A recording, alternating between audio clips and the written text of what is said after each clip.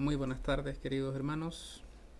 Les saludo con la paz de nuestro Señor y es una alegría poder estar nuevamente compartiendo la palabra del Señor en lo que es este cuarto estudio bíblico del nuevo ciclo que hemos iniciado, donde estamos estudiando la doctrina del Espíritu Santo, específicamente aspectos relacionados con la llenura del Espíritu Santo en nuestras vidas. Antes de comenzar, yo le quiero invitar que por favor podamos dedicar este tiempo junto al Señor. Amado Señor, gracias por esta oportunidad que nos das de poder concentrarnos, dedicar un tiempo, apartarnos y estudiar tu palabra. Más aún, considerando este hermoso tema que tú has preparado para este tiempo, para tu iglesia, Señor. Entregamos, Señor, nuestros pensamientos ahora, nuestro corazón, para rogar que sea tu Santo Espíritu que nos hable, nos confronte, nos revele, nos enseñe, nos ilumine, Señor, que podamos hacer carne esta enseñanza que tú tienes para nosotros. Bendice a mis hermanos, Señor, en sus realidades, en las situaciones particulares que han tenido que enfrentar, que vivir en todo este tiempo, y que este estudio sea más que solo conocimiento, sino que despierte el genuino anhelo de buscarte, de querer mucho más de ti. Gracias porque nos das este enorme privilegio, Señor. Amén. Amén. Bueno, en esta cuarta clase vamos a ir adentrándonos a este gran tema que es el bautismo con el Espíritu Santo. Y para ello vamos a definir o abordar algunos aspectos introductorios que necesariamente tenemos que considerar para seguir avanzando en esto de la llenura del Espíritu Santo. En primer lugar, quisiera hacer una pregunta que yo creo que nos debe llevar a reflexionar sobre la importancia de estudiar con las herramientas correctas esta hermosa doctrina. ¿Por qué debemos poner atención en la hermenéutica? La hermenéutica, por definición, es la técnica o método de interpretación de textos. La hermenéutica se remonta a la exégesis bíblica y a la explicación de mitos y oráculos de la antigua Grecia. Es decir, es un sistema bien metodológico que nos permite considerar aspectos muy técnicos a la hora de interpretar un texto. Nos define una línea muy clara que seguir para encontrar el propósito por el cual el autor quiso escribir lo que escribió.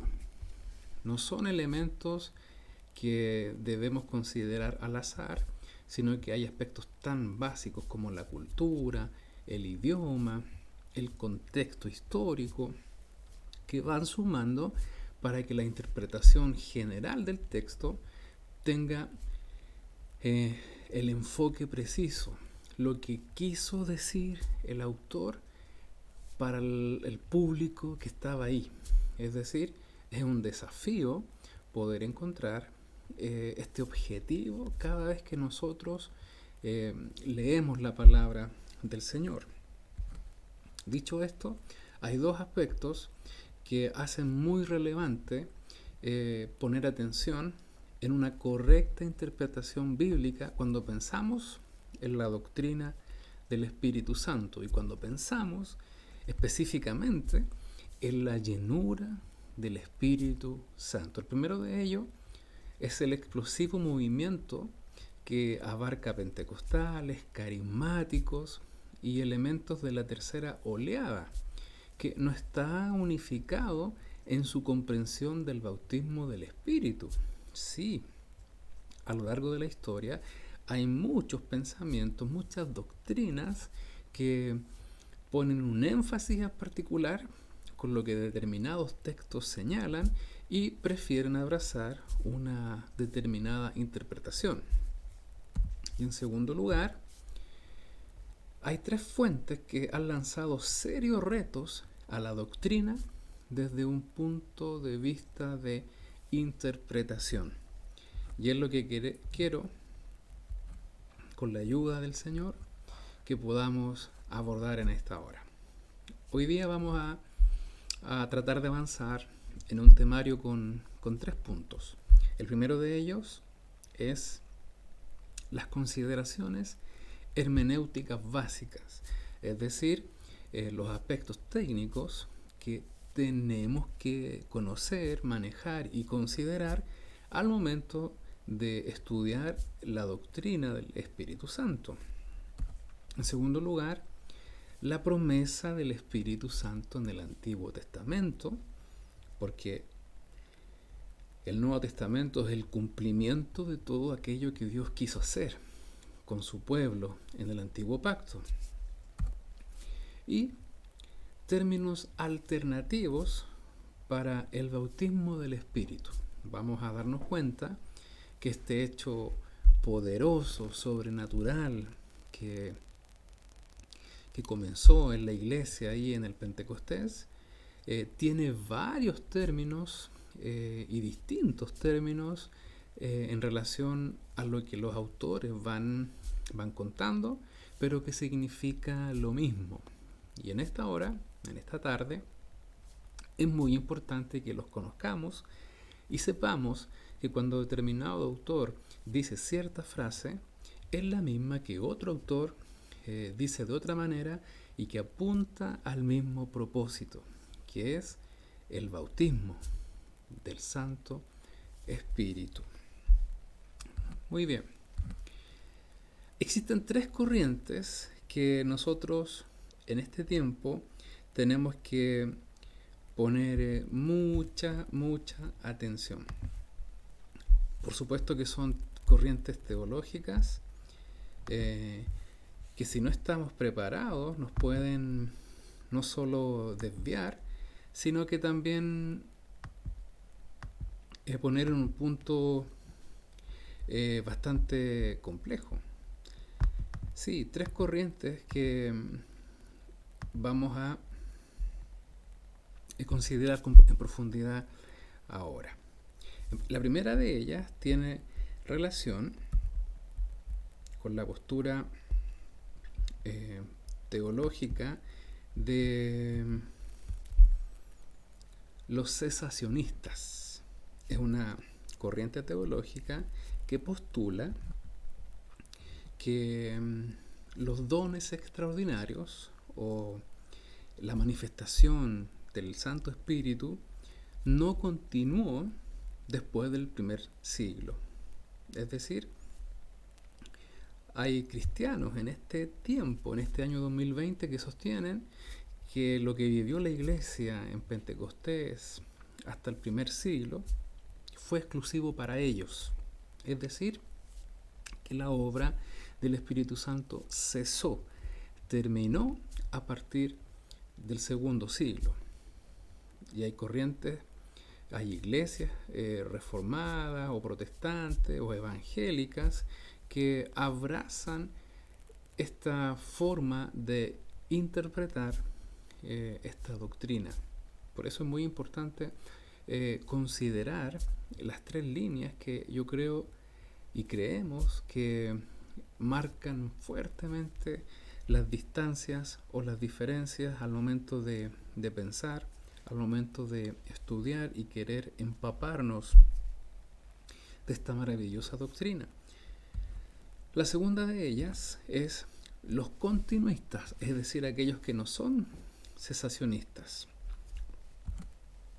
Conceden la continuación de los dones extraordinarios, pero que no son parte del movimiento amplio, y rechazan la comprensión pentecostal del bautismo del Espíritu. Es decir, ya permiten, aceptan esta continuidad de los dones, pero no de la forma en que nosotros los pentecostales lo consideramos, de una forma tan amplia que es para toda la iglesia, sino que más bien es muy aleatoria, es muy particular y no debe ser de aplicación general para toda la iglesia. Cabe señalar que los pentecostales, nosotros creemos que la llenura del Espíritu Santo es también para este tiempo. Consideramos que el mandato del Señor, la gran comisión de ir y predicar el Evangelio a toda criatura, es el mismo mandato para la iglesia actual. Y si Jesús dijo que esperasen en Jerusalén hasta que viniese sobre ustedes, sobre vosotros, el Santo Espíritu, para realizar esta gran comisión con todo poder y autoridad, si la labor de la iglesia hoy día es la misma, uno no puede solo suponer, sino que hay doctrina suficiente que respalda que esa instrucción no se puede hacer sin la ayuda del Santo Espíritu. Y la última se refiere a que toda esta doctrina del Santo Espíritu queda en tela de juicio. ¿Cómo así? Hay exégetas dentro del movimiento que cuestionan la validez hermenéutica de esta doctrina. Es decir, la forma que estos exégetas, es decir, hombres o mujeres que interpretan lo que se enseña de la llenura o del bautismo del Espíritu Santo, tiene una discrepancia con la forma en que nosotros, o los cesacionistas o continuistas, los pentecostales, han interpretado los pasajes bíblicos. La alta crítica contiene mucho de este tipo de pensamiento. La deconstrucción de la Biblia en el siglo presente, en el siglo moderno, también ha generado cierta similitud con esta forma de pensar, en que se cuestiona todo lo que la palabra dice, y particularmente estos aspectos sobrenaturales son puestos en tela de juicio y llevan a pensar que preferiblemente mejor es no creer en ellos.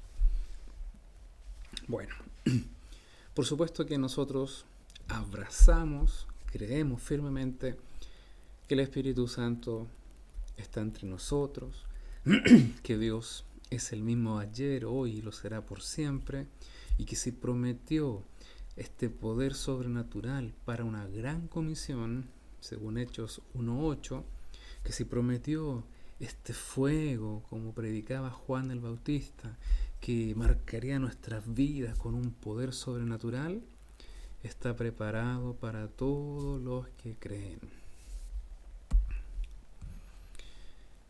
Hay algunas consideraciones hermenéuticas que a la hora de estudiar esta doctrina nosotros tenemos que conocer, que validar y que por sobre todas las cosas tener muy en cuenta para unir los distintos aspectos que la hermosa doctrina del Santo Espíritu quiere no solo enseñarnos, sino que impregnarnos de todo lo que es. Es conocimiento, pero un conocimiento que debe despertar una búsqueda, y una búsqueda que debe ponernos a portas de lo que Dios tiene para cada uno de nosotros. En primer lugar, hay una premisa que es la base de todo lo que nosotros podemos aprender de la Biblia. Y toda la Escritura está divinamente inspirada, de tapa a tapa.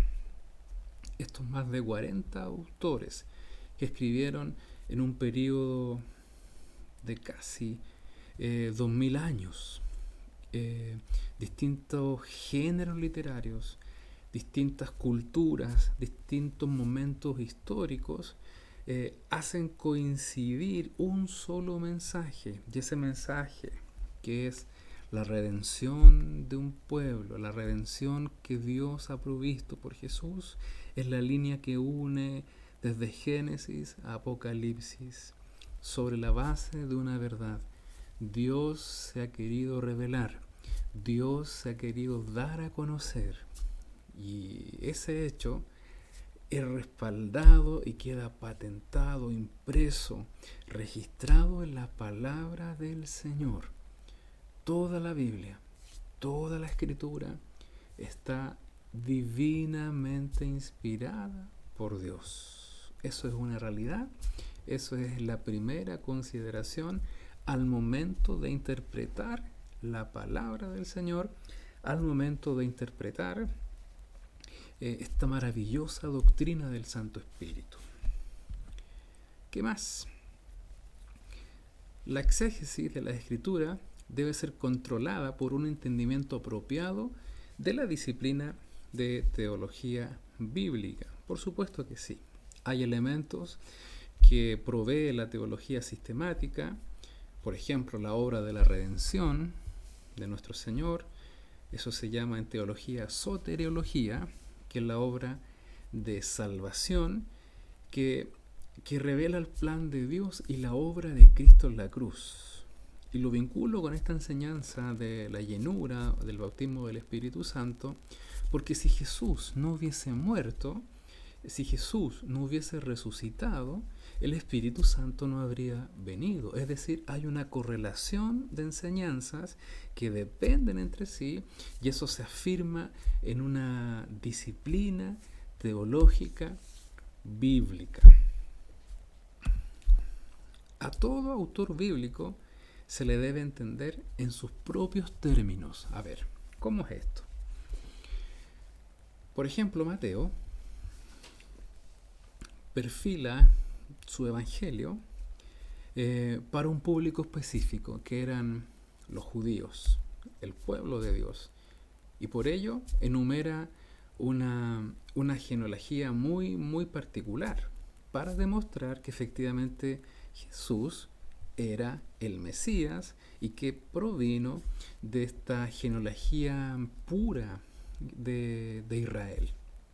Por ejemplo, para Mateo, como judío, era muy importante señalar desde el capítulo 5 que Jesús enseñó en un monte, lo que es conocido como las bienaventuranzas. Jesús debía ir a un monte porque para el espectro judío, en un monte ocurrieron los hechos más maravillosos por parte de Dios en el Antiguo Testamento. En un monte Abraham estuvo a punto de sacrificar a su hijo. En un monte Dios dio la ley a Moisés. Y así el monte era sinónimo de el lugar donde Dios se manifestaba.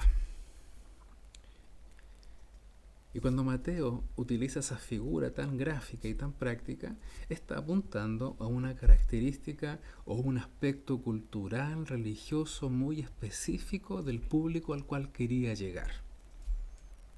A diferencia de Marco, que plantea un Jesús muy dinámico y pretende demostrar que Jesús se movió en el poder del Espíritu Santo, también Juan tiene otra perspectiva más doctrinal, más teológica, más de apología, más de defensa, para enfrentar las corrientes erróneas de la época.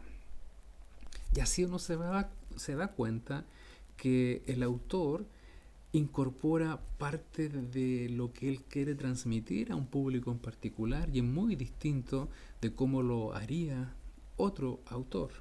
Por eso a cada autor se le debe entender en sus propios términos, cómo él entendía la cultura.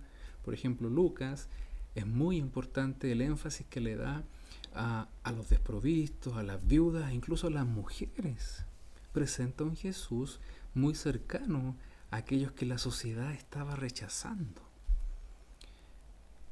Y es muy interesante descubrir estos detalles porque ponen en relieve la intención del autor en función de lo que quieren transmitir, y que obviamente la enseñanza se amplía muchísimo más.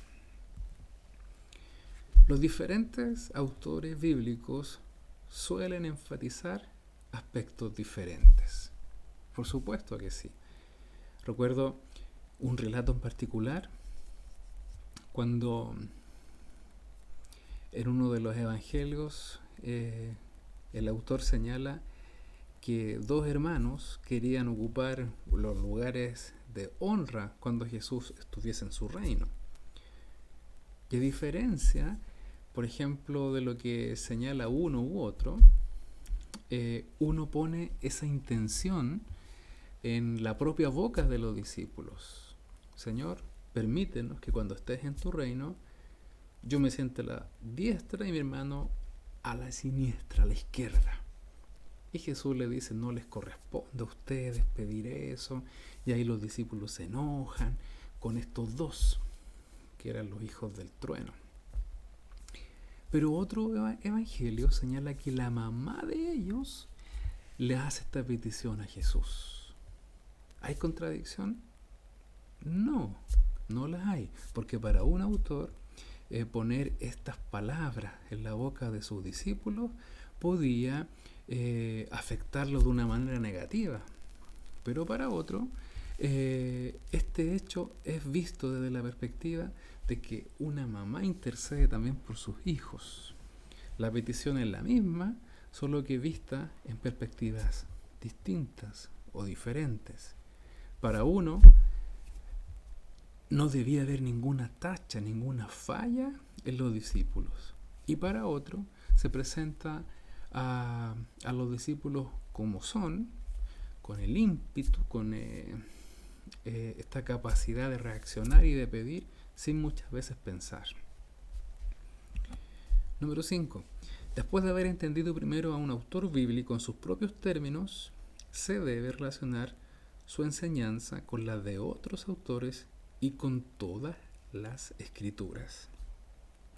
Y esto es muy importante, porque lo que enseña determinado pasaje se debe entender según el propio autor, pero también con otros autores, es decir, con la misma enseñanza de otros autores y después con toda la escritura. Es decir, no se puede contradecir, otro autor lo debe complementar y en la escritura debe evidenciar esa armonía que solo el Espíritu Santo ha impartido para que puedan registrar directamente lo que Dios ha querido dar a conocer. Y este principio se utiliza mucho para tratar de interpretar pasajes oscuros de la palabra. ¿Qué es lo que es un pasaje oscuro? Un pasaje muy complicado de entender, un pasaje que supuestamente puede contradecir otro pasaje, un pasaje que no se entiende, un pasaje que pero ¿qué quiso decir el autor? Claro, y para poder entender de una manera correcta, para poder interpretar de una manera correcta, se debe conocer al autor en sus propios términos, cultura, contexto histórico, aspectos particulares de su pensamiento, luego esa enseñanza, compararla con otros autores y esa enseñanza verlo a lo largo de toda la Biblia, de todos los pasajes. Y vamos a darnos cuenta que hay armonía, que no se rompe esta unicidad que el Espíritu Santo ha dado a estos diversos autores para poder nutrirnos, enseñarnos con lo que Dios ha querido revelar. 6. La complementación y no la competencia o contradicción suele caracterizar lo que parecen ser diferencias irreconciliables. A ver, hay un ejemplo muy claro. Cuando Santiago habla de que la fe sin obras es muerta, no está contradiciendo a Pablo, que dice que no es por fe, sino que, perdón, que no es por obras, sino que es solo por fe. Sí, y Pablo utiliza un argumento sólido de los romanos para enseñar que no es por obras, sino que es por fe nuestra salvación. Y Santiago dice, el que no practica las obras no puede ser salvo. ¿Dónde está esta aparente contradicción? No la hay. Lo que pasa es que Pablo, a modo de ejemplo, está enfatizando los méritos necesarios para alcanzar la salvación, que es la fe salvífica en Cristo. Y lo que Santiago está queriendo potenciar es que aquellos que han tenido una fe correcta deben actuar, deben evidenciar obras genuinas. ¿Se contradicen? No, pero sí se complementan de una manera muy hermosa. De hecho, Efesios 2:10 dice que Dios preparó de antemano buenas obras y numerosas obras para que anduviésemos en ellas. ¿Por qué?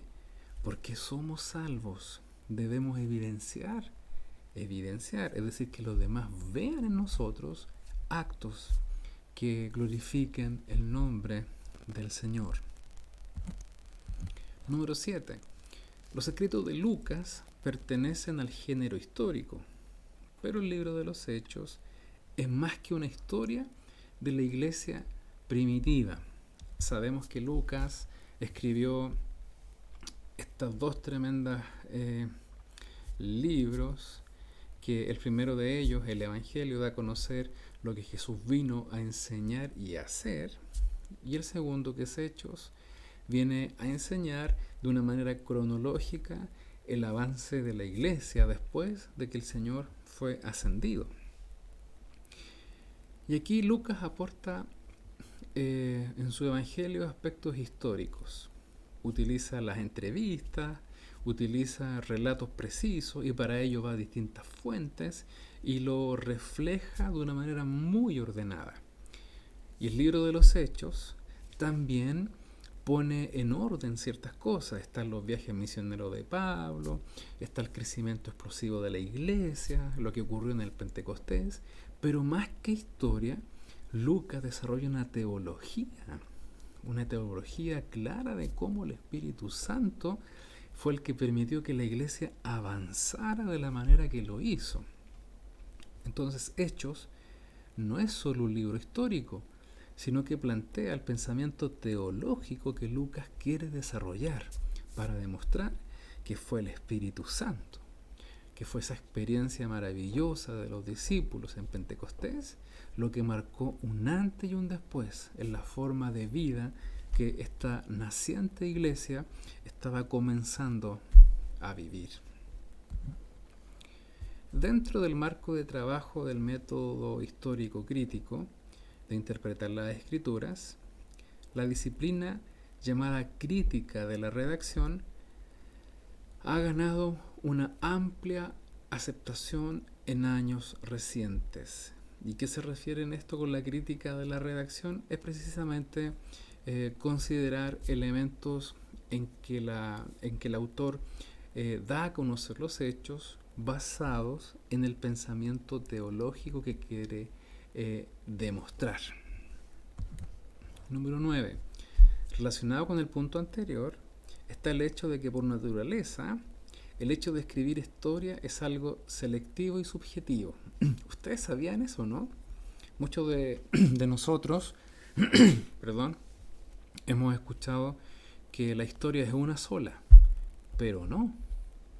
La historia va a ser contada según la forma en que cada individuo la observó y la vivió. Para mí un hecho histórico puede ser de mucho orgullo, pero tal vez para otra persona puede ser algo de mucho dolor, porque es subjetiva, es selectiva. La historia no es solo una, sino que tiene varias miradas, y esas miradas la construyen o la conforman personas, y por el solo hecho de interpretarla es subjetiva. Y el autor o el exégeta o el intérprete sufre la influencia de su punto de vista y predilecciones, pues. Un ejemplo concreto, el estallido social. Todos lo hemos vivido, todos. Lo que ocurrió en Chile en octubre del 2019. Y para algunos tiene una interpretación, para otros tiene otra interpretación, para unos fue el despertar de un nuevo Chile, para otros no fue así. Y va a quedar registrado en la historia como algo que marcó a nuestro país. Para algunos la marcó para bien, para otros fue innecesario, para otros la marcó para mal. ¿Y cuál va a ser nuestra postura al respecto? Va a depender de la influencia, de lo que nosotros pensemos y de lo que nosotros consideremos más acercado a la realidad, de una manera absolutamente subjetiva dentro de nuestra objetividad. Objetividad que aporta los datos, la manera en que nos informamos, la manera en que escuchamos distintas posturas, contribuyen a que nosotros tomemos una definición.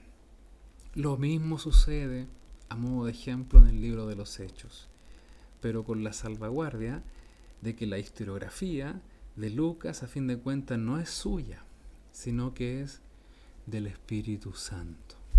¿Se va entendiendo un poco algunas consideraciones que tenemos que tener al momento de interpretar? Es muy rico, es muy grato saber que tenemos todos los elementos para desarrollar un estudio serio, sistemático, de una doctrina tan maravillosa, queridos hermanos. No es cosa de leer y que nos marque un versículo y que ese lo tratemos de aplicar a nuestra vida. No, es mucho más, es mucho más. Es como que el Espíritu Santo nos invita a nadar en las profundidades del mismo Dios. Eso es tremendo. Y obviamente es una tremenda honra que se nos concede a la Iglesia para nutrirnos, para aprender, para valorar, para buscar, para aferrarnos a algo firme en tiempos tan inciertos. Número 10. La teología narrativa es una forma relativamente reciente de abordar la hermenéutica. Uno de sus aspectos se llama analogía narrativa.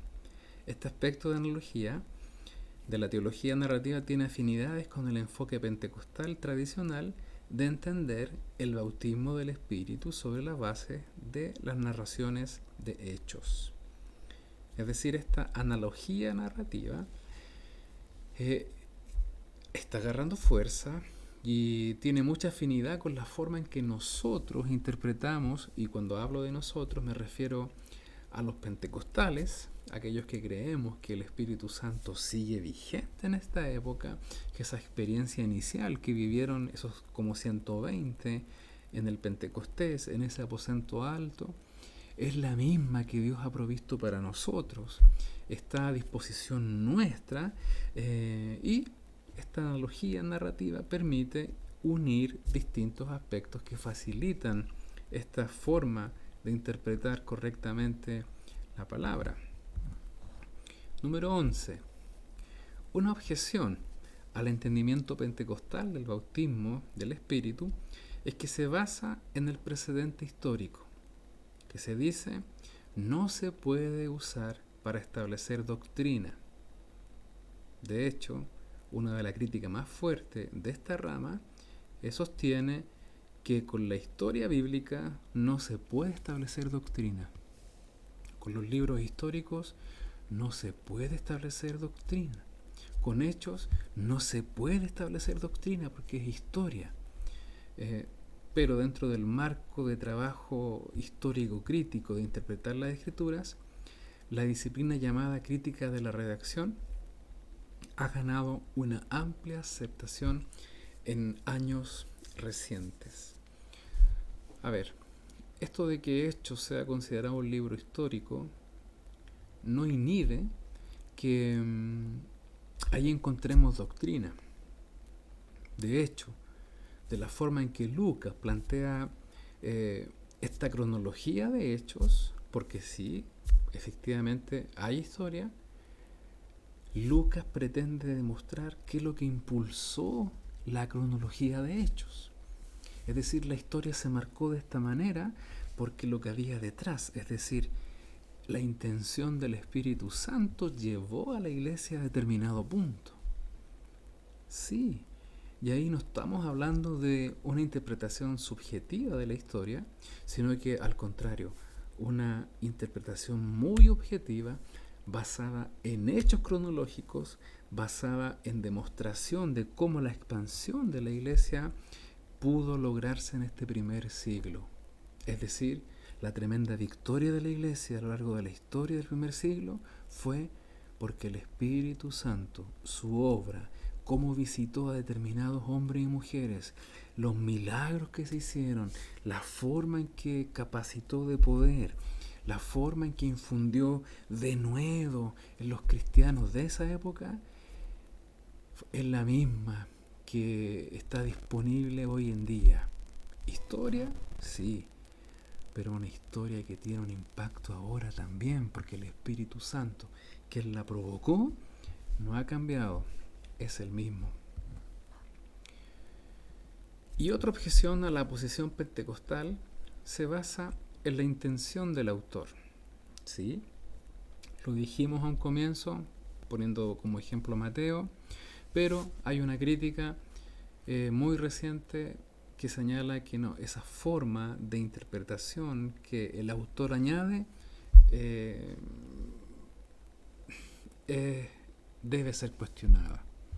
No puede ser. No puede ser que el autor se preste para dar determinadas interpretaciones.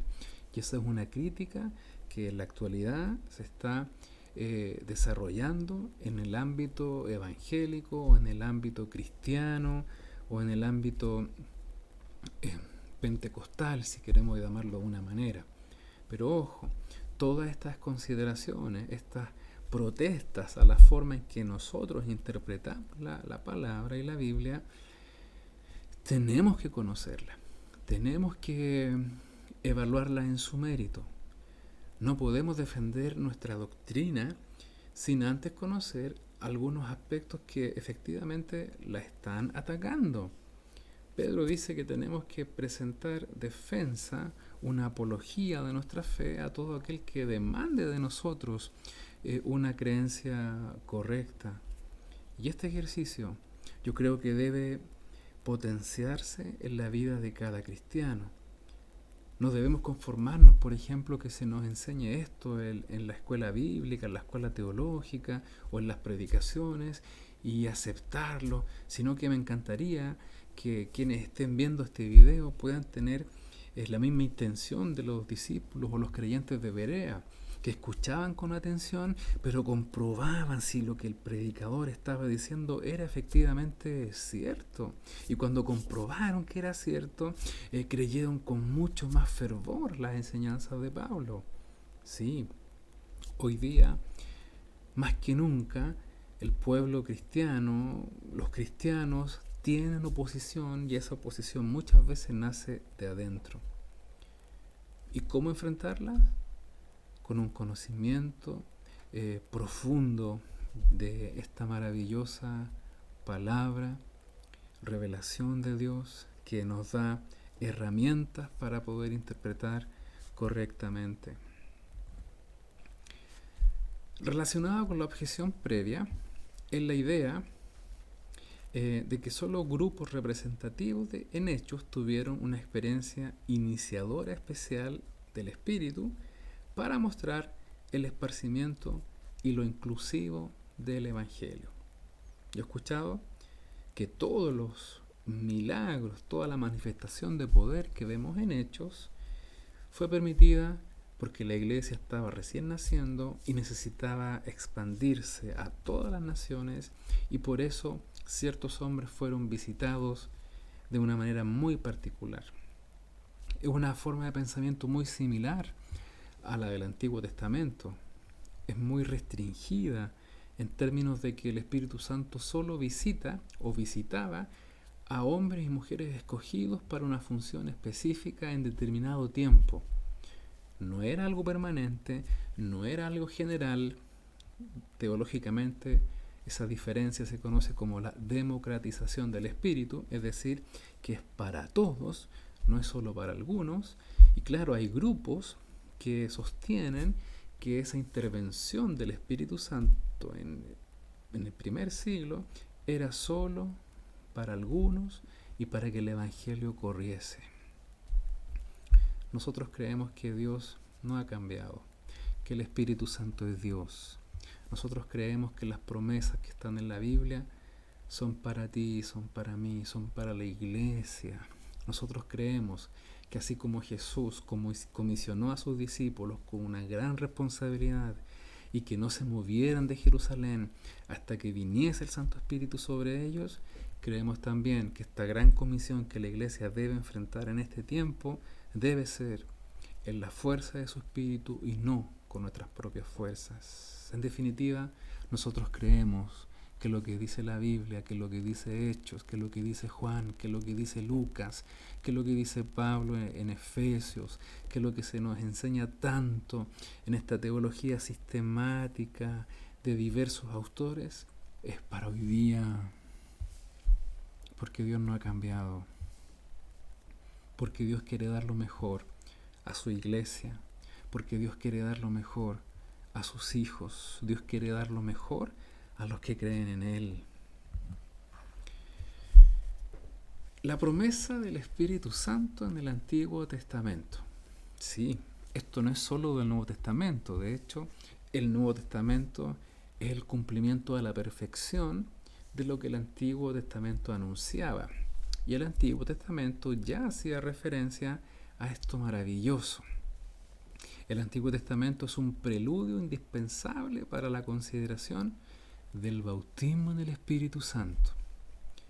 Los eventos del día de Pentecostés en Hechos capítulo 2 fueron el clímax de las promesas que Dios hizo siglos antes en cuanto a la institución del nuevo pacto y la inauguración de la era del Espíritu.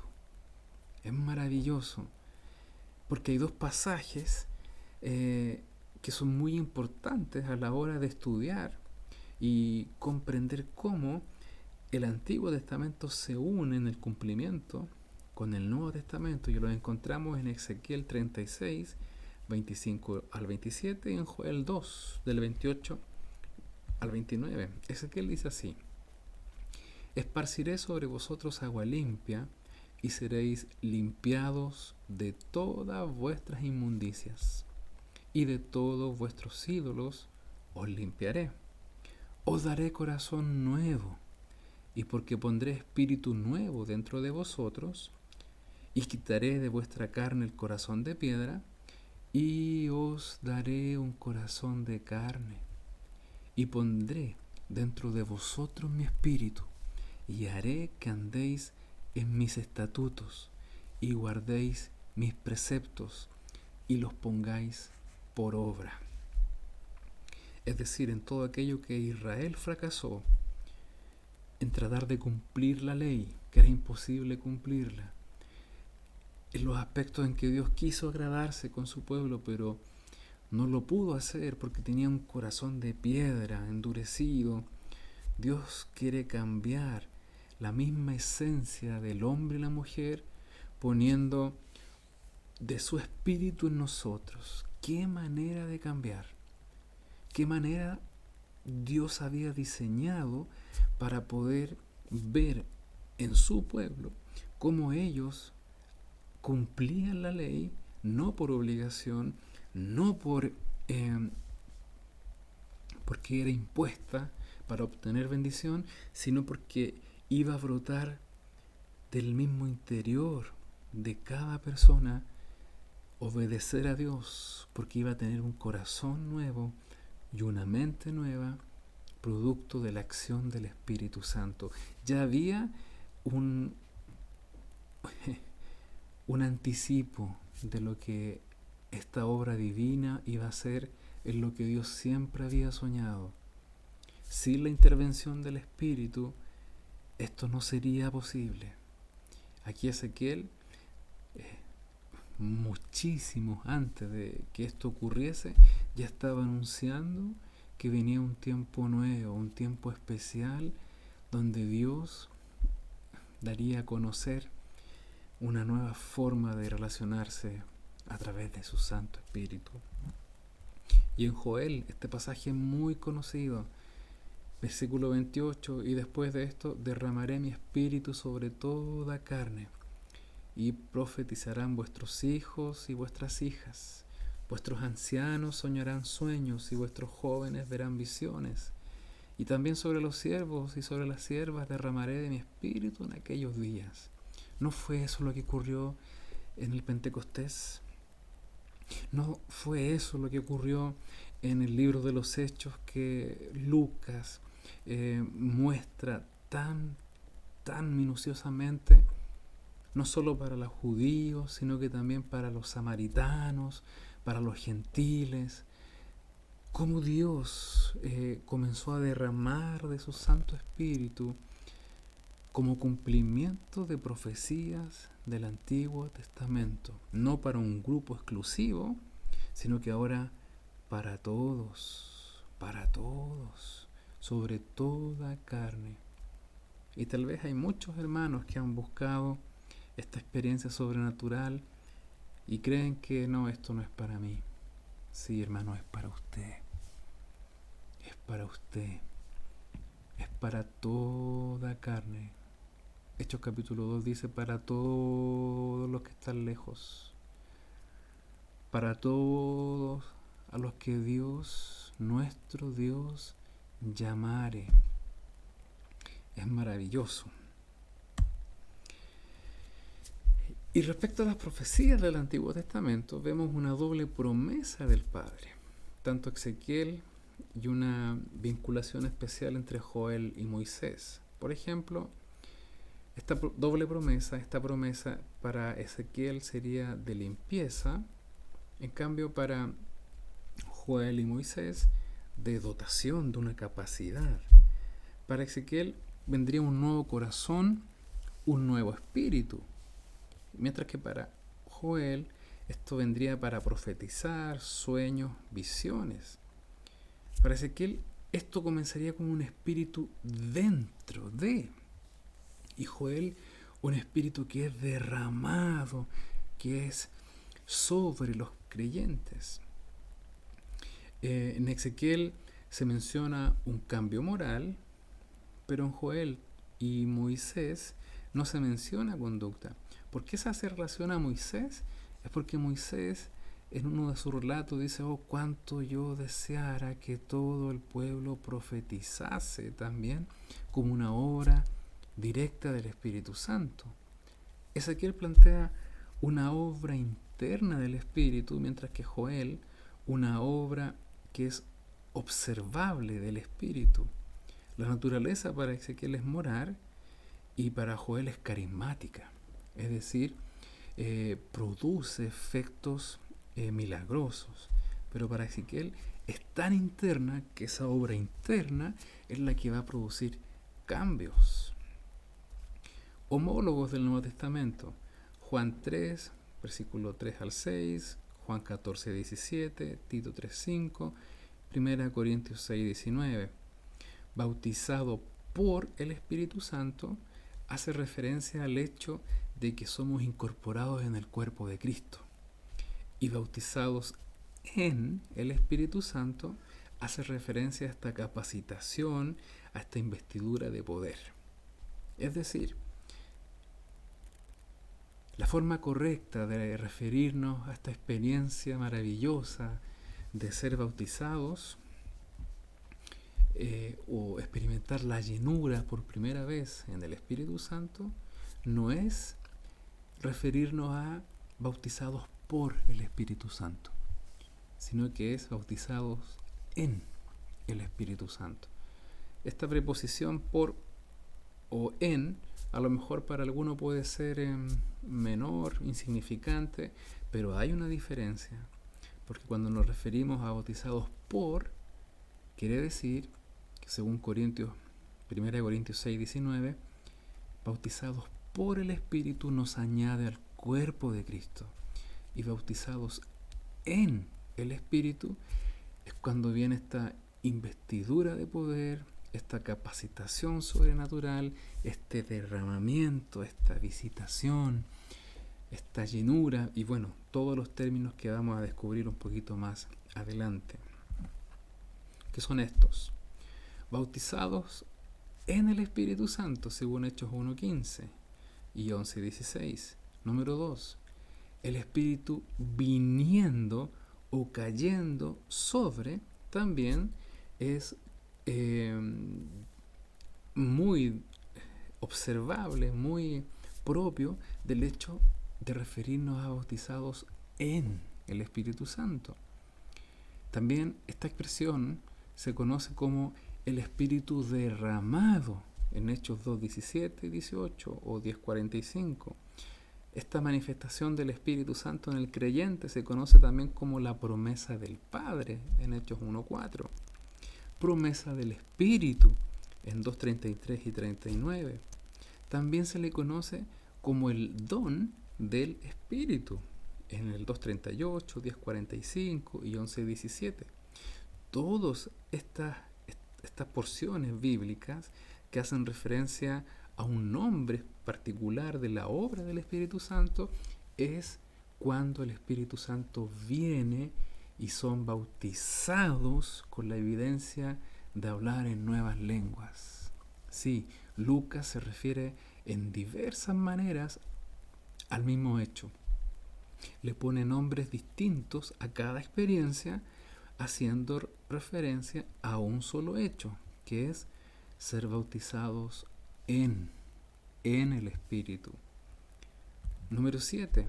También en Hechos 8:20 se nos enseña que esta manifestación maravillosa es conocida como el don de Dios. Número 8. También como recibir el Espíritu. En Hechos 8:15, al 20, 10:47, 19:2, 11:17, 15:8.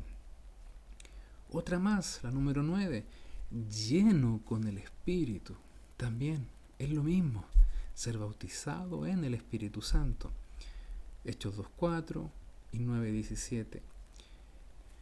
Y bautizado en el Espíritu Santo, pero en otros libros, no solo en Hechos. Y eso lo encontramos en Mateo 3:11, Marcos 1:8, Lucas 3:16, Juan 1:33. Es decir, 10 distintas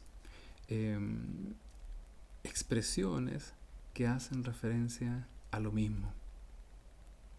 Tal vez esto nos puede ayudar un poco a conocer las diferencias, pero también nos puede ayudar a la forma correcta de orar. Aquellos que no han sido bautizados, pedir: Señor, quiero recibir este don del Espíritu, quiero recibir este don de Dios, quiero poder recibir esta llenura del Espíritu Santo, quiero recibir esta promesa del Padre, quiero recibir este Espíritu derramado sobre mi vida. Y claro, son distintas manifestaciones, distintos nombres que hacen alusión al mismo hecho en particular. ¿Por qué vale la pena conocerlos? Es porque nos enseña a pedir con claridad.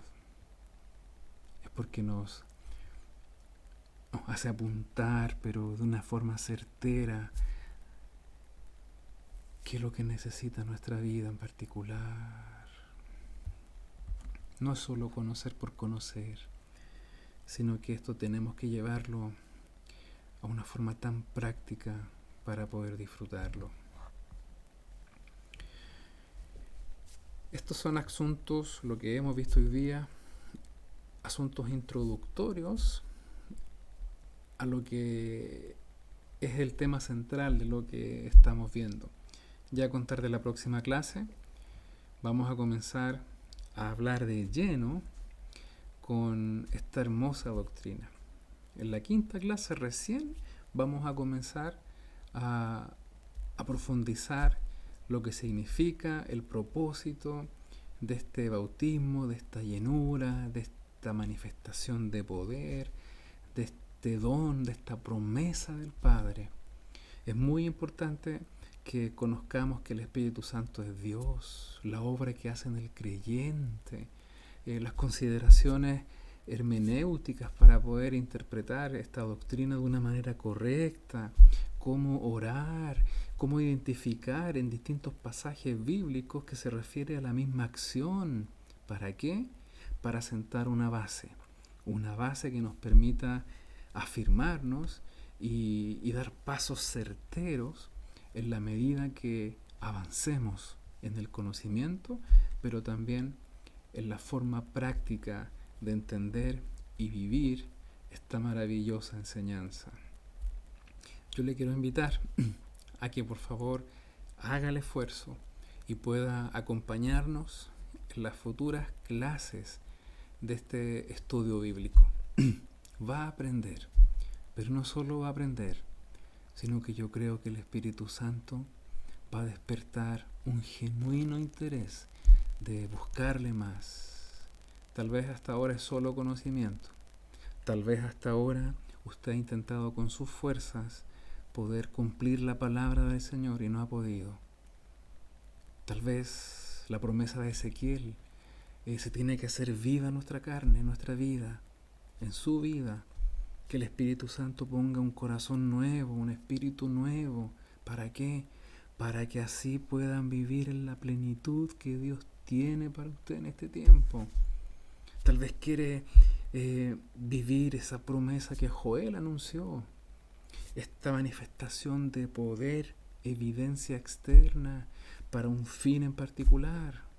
Si todo habla del Señor, si todo nos lleva a la misma dirección, ser usados para que su nombre sea glorificado. Y qué mejor, nosotros, tan imperfectos, pero tan